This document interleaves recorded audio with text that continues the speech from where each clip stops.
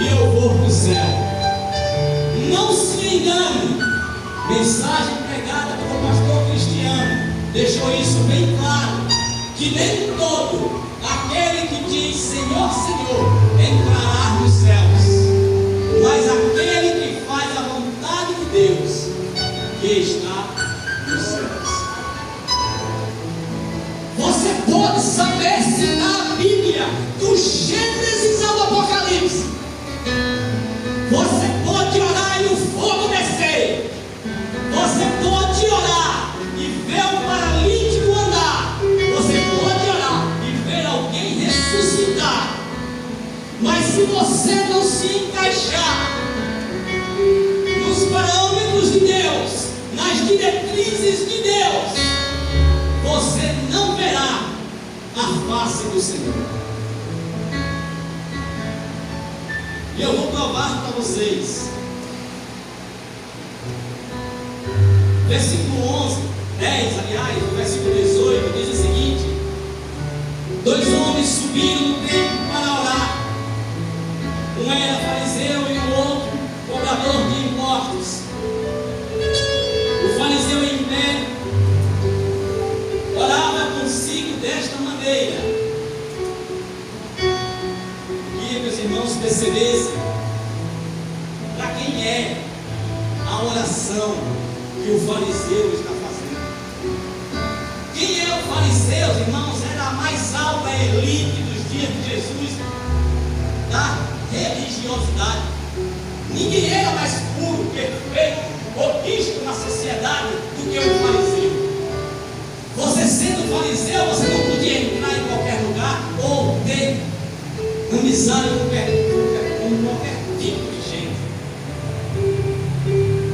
E na oração que esse homem faz, tido como alguém perfeito, diz o seguinte: o fariseu em pé orava consigo desta maneira. Orava de que forma a igreja? Para ele mesmo. Sabe por que, irmãos, tanta gente doente na igreja espiritualmente? Porque não é sincero de coração na hora de se apresentar no culto a Deus. Conversávamos eu e o pastor Paulo na noite de ontem e dizíamos um ao outro que quando eu chegar na igreja, eu tenho que ser parte desta igreja. E no momento em que eu me colocar para culto, eu tenho que ser parte do culto. Eu não posso simplesmente sentar nesses bancos e querer ou dizer que estou assistindo o culto. Você tem que ser a oferta do culto. Quando é, irmãos, que nós como igreja vamos entender isso? Que eu tenho que vir para este lugar para dar. Porque no momento em que eu dou a Deus, e Deus receba a sua glória. Abraão está dormindo com o seu rapaz. Brada uma voz do céu e diz: Abraão. O que é que Abraão responde, igreja? Cadê vocês, igreja? Eis-me aqui, Senhor. Essa é a posição de um verdadeiro adorador que se coloca perante o Senhor. Abraão, você me ama? Sim, te amo. Pois se você me ama, você vai cometer algo. Você vai oferecer o seu filho a mim em sacrifício. Porque Deus não recebe a adoração secundária ou o restante daquilo que sobrou. Deus quer de cada um de nós a primícia. Ele quer ser e deve ser nas nossas vidas o primeiro lugar. Abraão recebe, irmãos, a mensagem, se prepara e parte para cumprir aquilo que Deus havia pedido a ele. Abraão tem tempo de se arrepender, porque a caminhada de Abraão para cumprir a palavra do Senhor durou 3 dias. E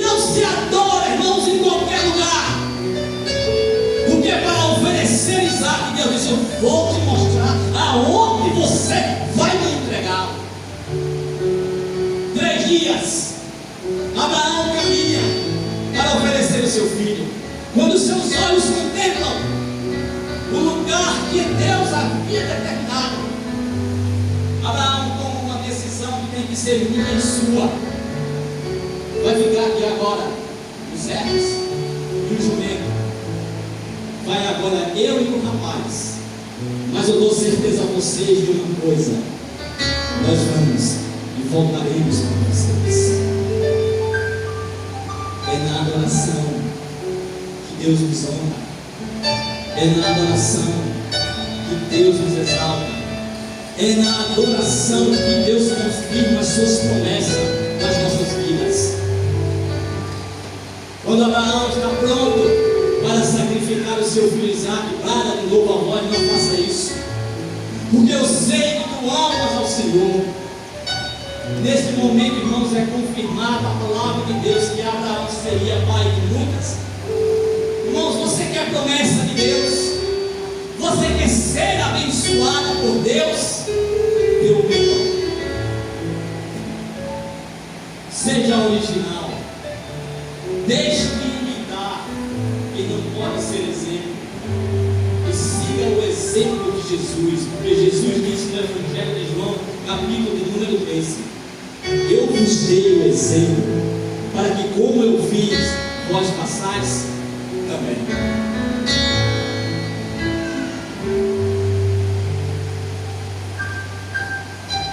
A mensagem vai começar, irmãos.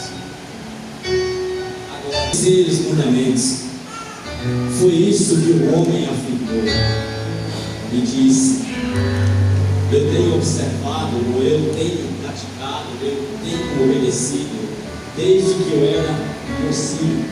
A Bíblia não relata a idade desse homem, mas disse que ele era obediente e conhecia os mandamentos. Mas Jesus conhece, irmãos, a nossa estrutura. Quando eu olho para vocês, eu vejo apenas o semblante de vocês, mas o Senhor, quando olha, conhece o nosso interior. E o Senhor, ao ouvir a expressão daquele homem dizer que obedecia os mandamentos, Jesus olha para ele e diz o seguinte, versículo 22. Eu gostaria que a igreja repetisse aí em alto e com som: falta-te uma coisa. Vamos lá, igreja?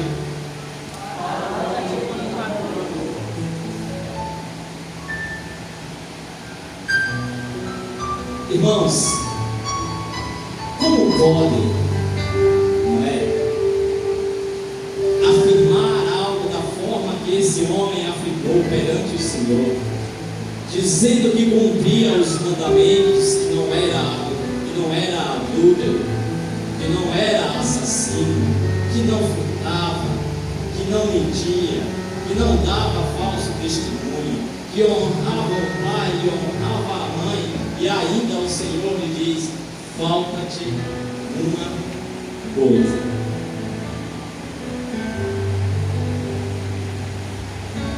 Vende tudo o que tu tens, distribua entre os pobres, e terás um tesouro no céu. Vem e segue. Sentar nos bancos desta igreja ou de uma outra igreja nunca vai ser garantia de que você vai morar no céu. Saber recitar versículos, capítulos ou textos completos da Bíblia nunca será certeza de que você entrará nos céus. Mas existe uma certeza, irmãos, no final do versículo 22, e diz depois: vem e segue. O que é seguir, irmãos? É ir atrás,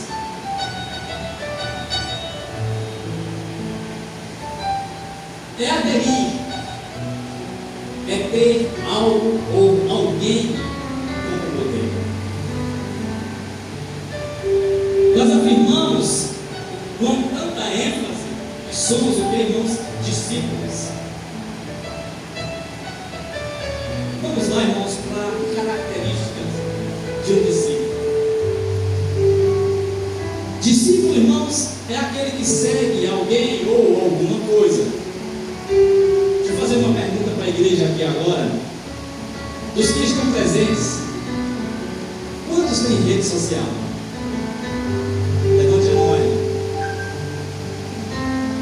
É bonito de ver. Todos levantam aí. Quem aqui faz postagem nas redes sociais? Não é errado não, não se preocupe não. Quantos seguidores você tem? Tem gente que tem milhões, milhares. Ah, eu estou seguindo fulano de tal. Eu estou seguindo fulano de tal. E dizem tantas vezes, é uma bênção. Mas sabe que tem que ser a bênção, irmãos? É você. E não quem você está seguindo. É você. Vamos lá. Ser discípulo, irmãos, é ser aquele que vai atrás ou que segue os mandamentos de Deus segundo a luz da Bíblia. Nós vivemos num mundo de informação ou de informações que a uma velocidade que muitas vezes não conseguimos digerir de tão velozes que elas são. Mas é comum, irmãos, a gente observar no mundo e entre a igreja do Senhor as pessoas seguindo moda. É minha mentira ou é verdade?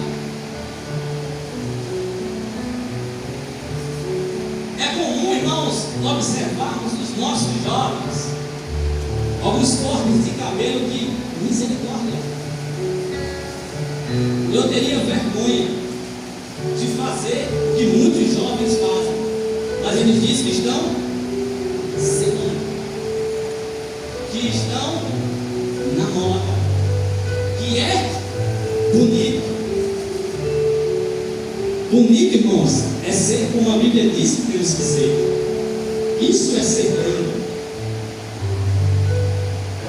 Eu tenho um sobrinho e eu disse a ele, da próxima vez que ele cortasse o cabelo da forma que cortou, eu ia arrancar 2 orelhas dele. Sabe por quê? Você tem seus tios e seu pai, homens de verdade. Seja igual ao seu pai e aos seus tios. Não parta para esses princípios. É comum ver hoje o que, irmãos? Mulheres e homens cheios de quê? Quem tiver, Deus me perdoe, eu não sou contra, mas não posso dizer que sou a favor. Tatuagem. Se você um dia fez, tá bom, para por aí. E se você nunca fez, nunca deixe fazer. Porque isso não tem nada com Deus. Se você for buscar a origem disso, você vai ver que é satânico. Mas os nossos jovens estão aí, irmãos, vão ser discípulo, irmãos, é parecer com o seu mestre, ou ser igual ao seu mestre. Eu fico tão feliz quando alguém chega e diz que meu filho, Joana, Davi, se parece comigo. É um tipo de alegria, irmão. Quando alguém diz, olha, é a cara do pai. Paulo parece muito, né? Com o pastor. Assim como o nosso irmão Rogério tem Lucas, eu digo que é Rogério 2. Mas o que nós aprendemos, nós temos que entender e aprendermos, irmãos, é que o nosso modelo tem que ser Jesus Cristo de Nazaré. Nós vemos no meio da mocidade, da juventude, pessoas que querem parecer com Cristiano Ronaldo,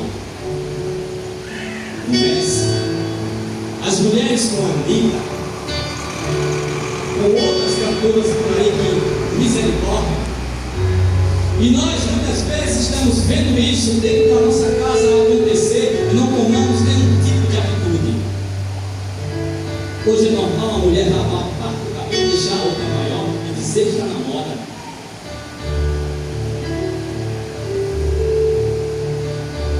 Outros dizem que curtem muito Chitãozinho e Chororó, Amado Batista, Leandro e Leonardo. Quando eu escuto, epa!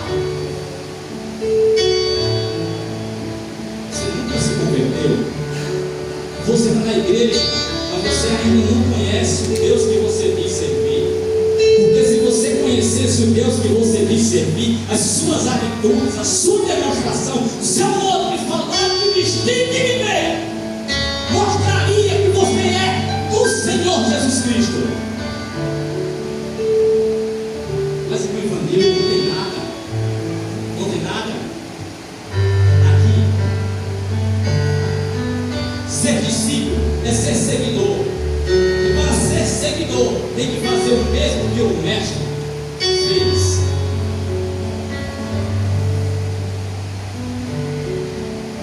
Irmãos, quando Jesus disse que ele precisa vender as propriedades que tinha, porque não eram poucas, eram muitas,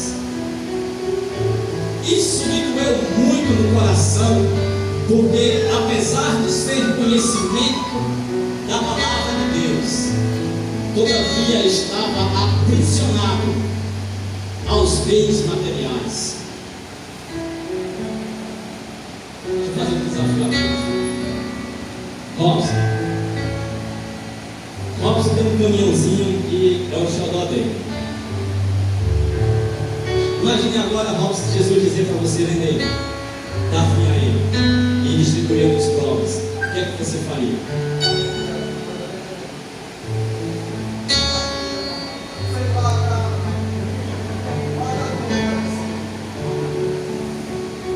É uma brincadeira, irmãos, mas com uma verdade muito profunda.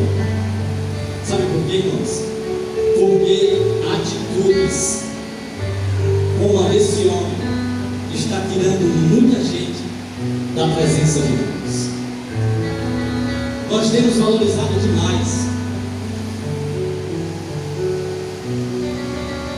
Não é errado, irmãos, não é pecado de maneira nenhuma ser próspero, ter dinheiro, usufruir disso. O problema, irmãos, é deixar as coisas de Deus para não ver que essas coisas caem e essas coisas falam.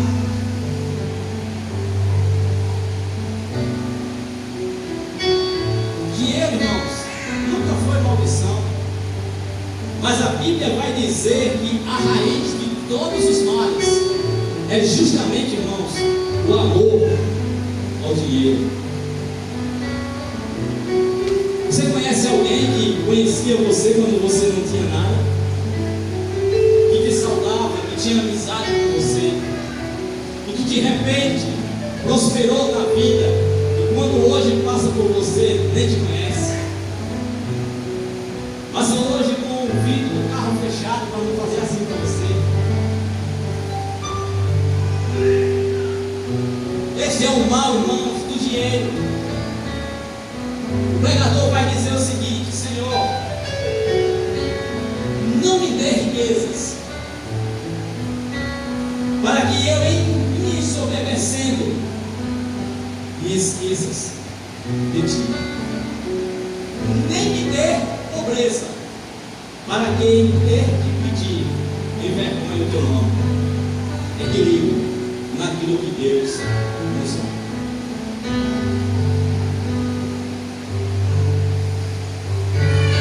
Judas foi um dos 12 escolhidos pelo próprio Senhor. João 6, Evangelho de João, vai dizer o seguinte, se eu não me lembro, é o versículo 68. Não fui eu que escolhi 12, mas um de vós é diabo.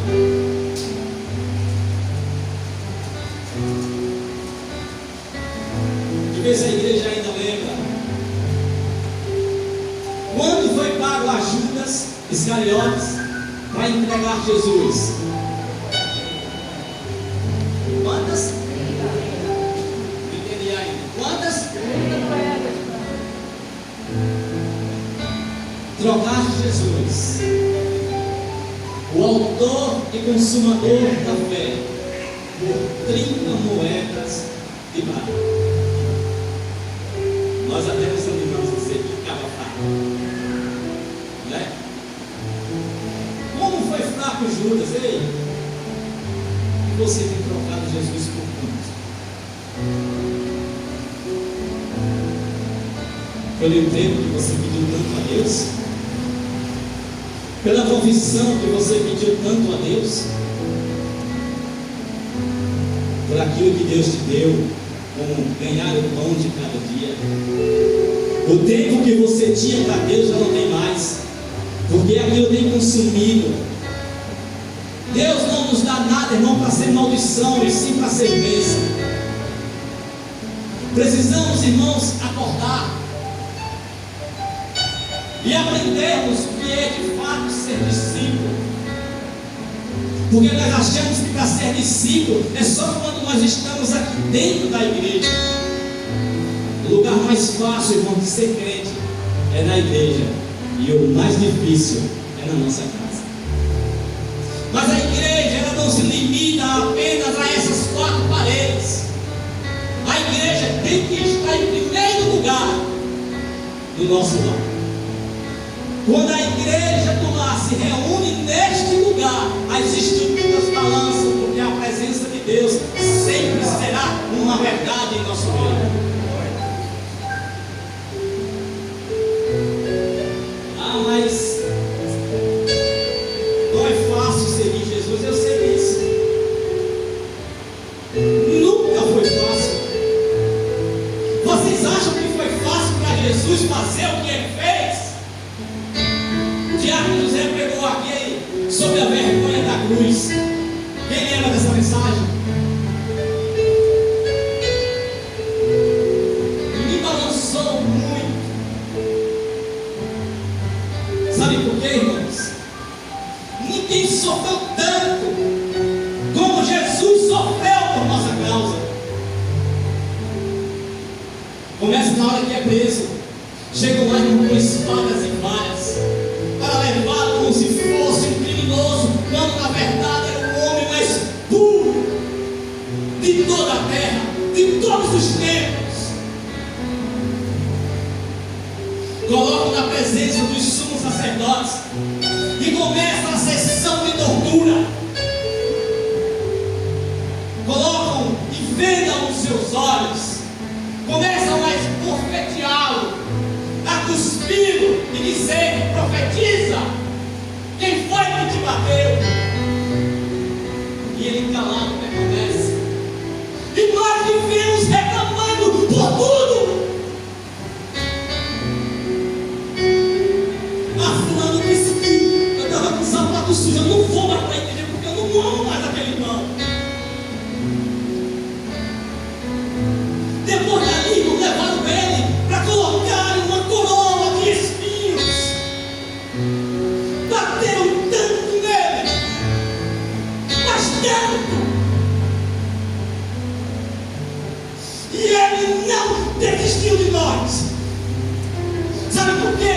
Porque ele aprendeu com o Pai que tinha que ser daquele jeito. E porque nós não aprendemos com o seu exemplo a sermos discípulos, a vivermos de acordo com a palavra de Deus. Por tudo nós queremos desistir, enquanto ele não desistiu de nós. Até o Pai em um momento deixou sozinho, mas ele não nos deixa, porque ele disse que é Emmanuel,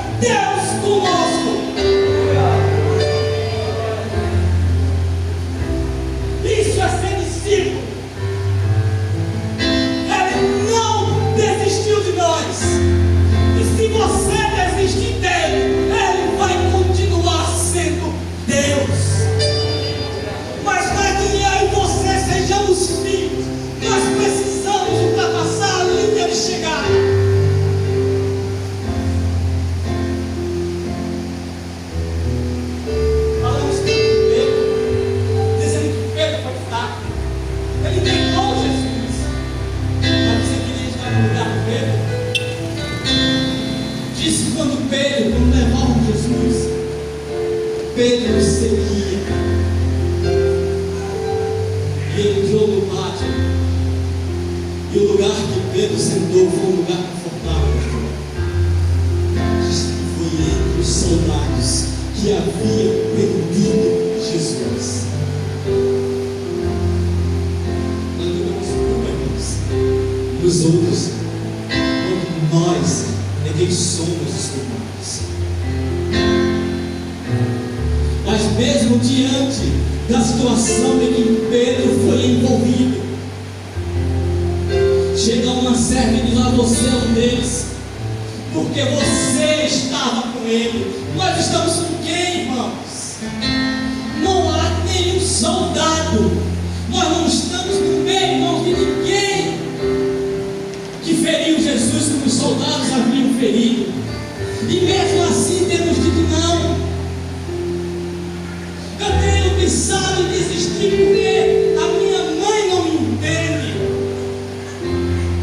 Eu tenho pensado em desistir porque minha filha não me obedece, porque é rebelde.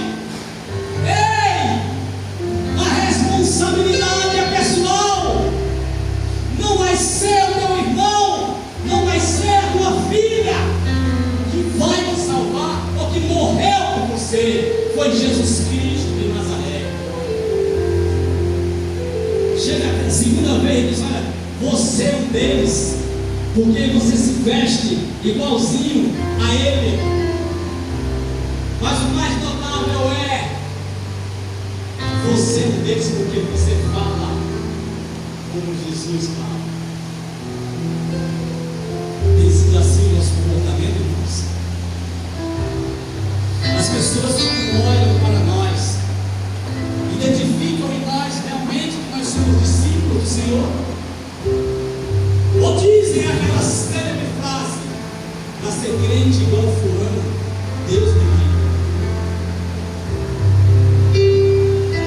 O irmão me contou essa semana, aliás, semana passada, que uma jovem revoltada com alguns cristãos que moram à sua vizinhança foi levado o nome de um irmão e ela disse: esse sim é de verdade, esse sim é para valer, mas não é como os cicranos e beltranos, porque eu e você temos a responsabilidade de glorificarmos o nome do Senhor com aquilo que fazemos e com aquilo que dizemos que somos. O problema muitas vezes está, irmãos, em que nós estamos acomodados. Nós esquecemos que o Evangelho é novidade de vida. É que nós estamos tão acostumados à mesmice que esquecemos de viver aquilo que o Evangelho é de verdade. Eu dizia ontem ao irmão Misael à noite: nunca se acostume, mas viva sempre essa novidade do Evangelho na tua vida, e você vai ver a glória de Deus descer sobre tudo que você tem sobre a sua vida. Discípulos, irmãos. Eu vou encerrar aqui, irmãos. Gostaria que vocês abrissem comigo a Bíblia de vocês. Mateus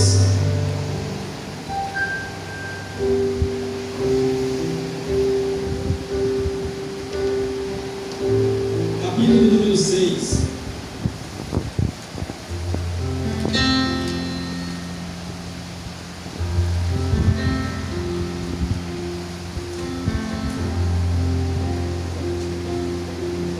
Todos acharam?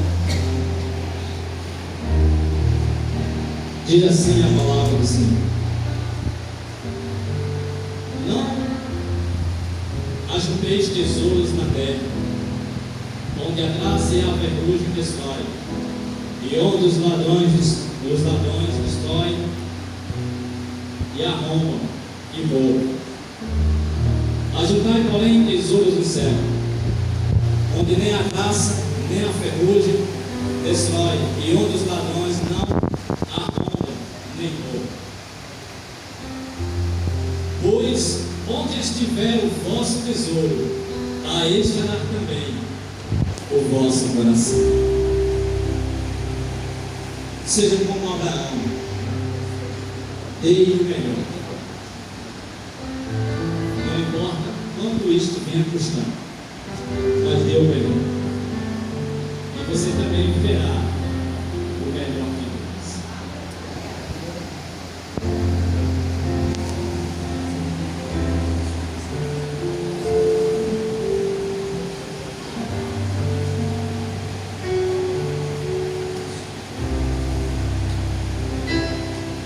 Graças a Deus, Senhor. Siga Jesus.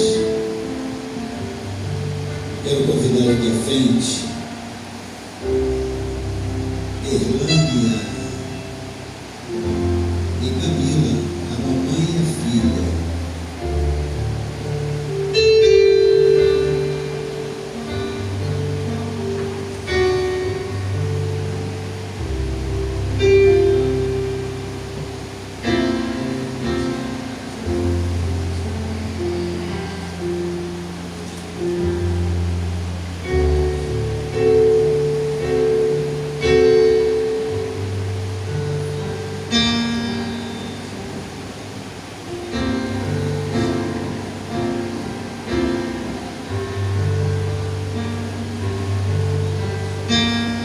Vamos colocar em pé, meus amados, em nome de Deus.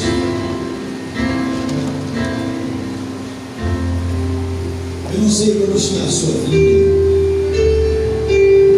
Provavelmente tem conhecimento de alguns detalhes.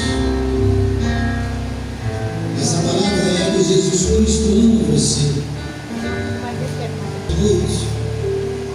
Ele tem um posicionamento diferente daquele que Jesus Cristo desejava para ele.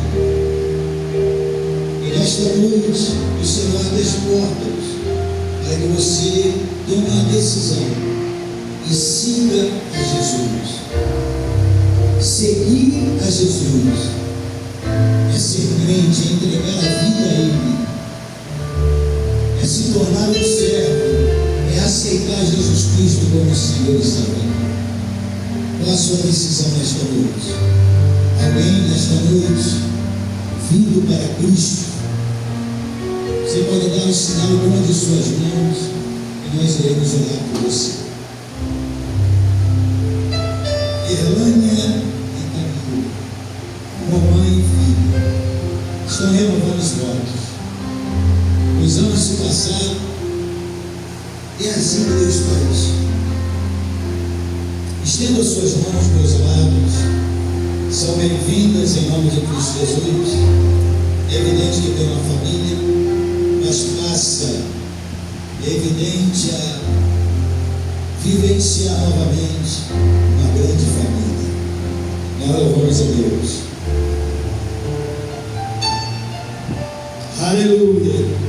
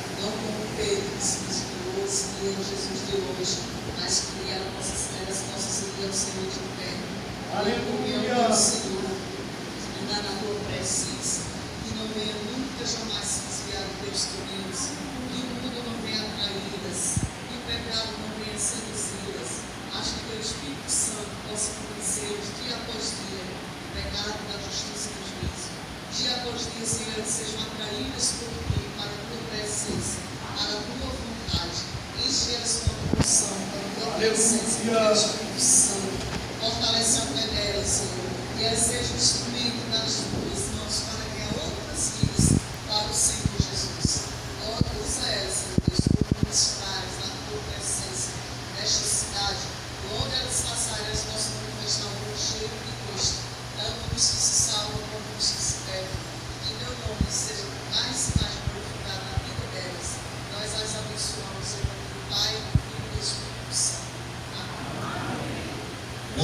Deus.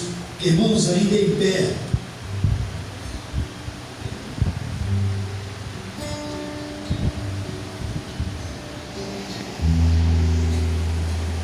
Há 17 anos de matrimônio, de casados, eu tive a oportunidade de nesse altar abençoar o casal. E nesta noite, renovando os votos, o amor é lindo, né, irmãos? Estenda suas mãos.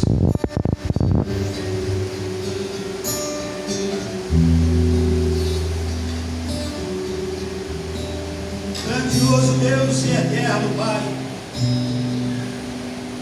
Tu que és o Senhor da família, esta primeira instituição criada pelo Senhor, nós bendizemos o nome do Senhor na beleza da sua santidade. 17 anos se passaram, ó Pai amado, no dia 24 de novembro, ó Deus, no dia como este,